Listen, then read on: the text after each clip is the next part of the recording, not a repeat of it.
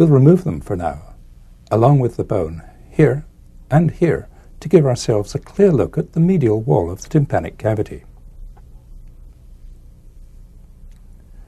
These two openings in the medial wall both lead to the vestibule of the inner ear. The oval one above, the vestibular window, is occupied by the stapes. This round one below it, the cochlear window, is closed off by an inactive membrane. This bulge, the promontory, is formed by the basal turn of the cochlea. The facial nerve runs here in the facial canal, just beneath the bony surface. In front, as we've seen, the tympanic cavity is continuous with the auditory tube. Up here, behind, it's continuous with a collection of air-filled spaces, the mastoid air cells, which we'll look at in a dry specimen. Here's the tympanic cavity.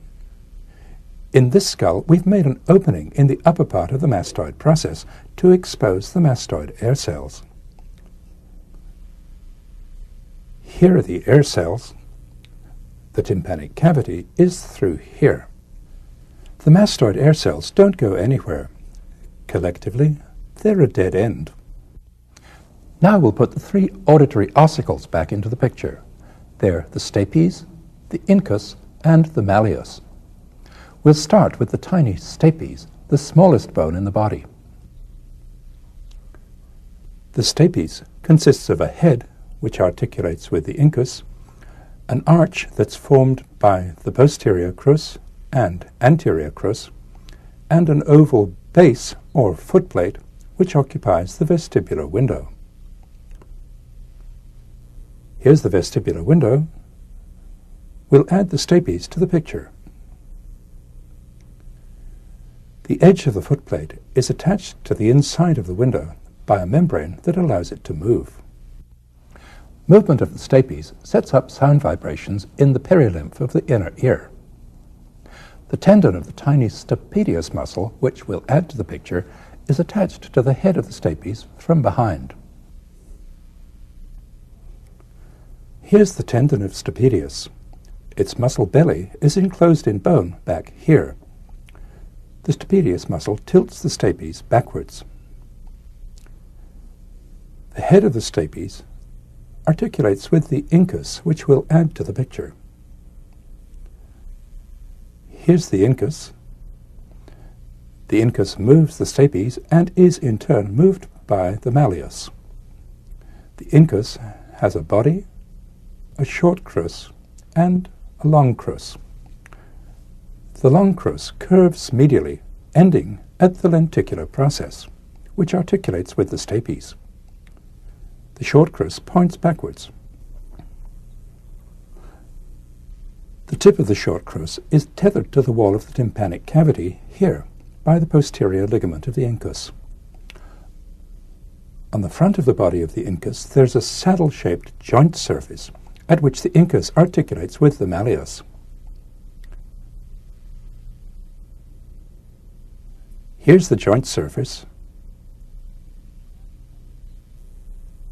We'll add the malleus to the picture, together with the ligaments that hold it in place and the bone those ligaments are attached to. We've already seen that this part of the malleus that hangs downwards, the handle or manubrium, is attached to the tympanic membrane. In the dry bone, this is the manubrium. This is the head of the malleus. This joint surface, facing backwards, articulates with the incus. The malleus is suspended by two ligaments which are attached here behind and here in front. This is the anterior ligament. This is the posterior one. The two ligaments are in line with each other. The malleus makes a rotating movement through just a few degrees around an axis of rotation that's in line with the anterior and posterior ligaments.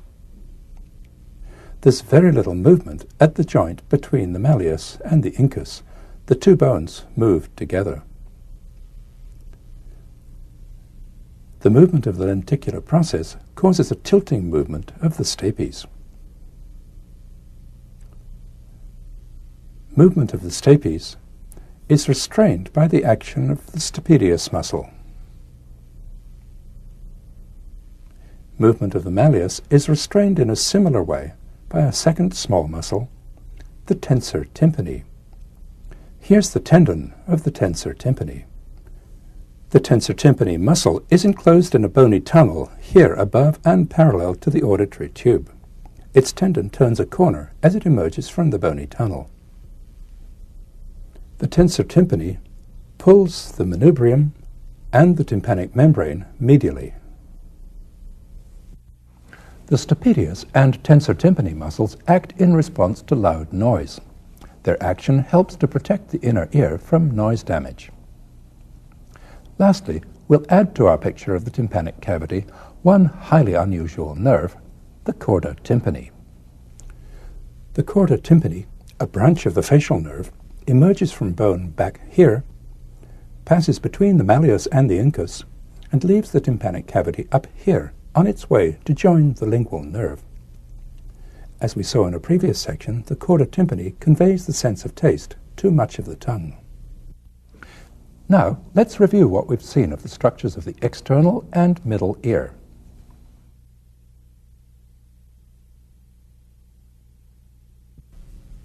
Here's the auricle, the external auditory meatus, the helix, the antihelix, the tragus, the antitragus, and the concha.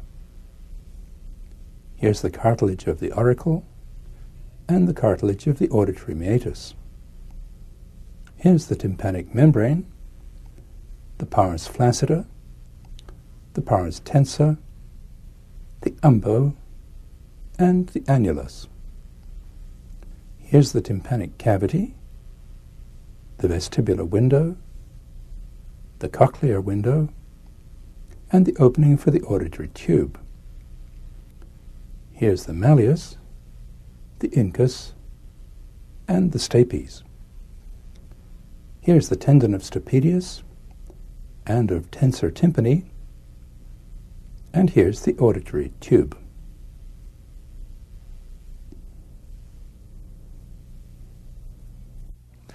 I hope that in future editions of this atlas we'll find ways to show the inner ear as well. For now, we're at the end of this section on the ear.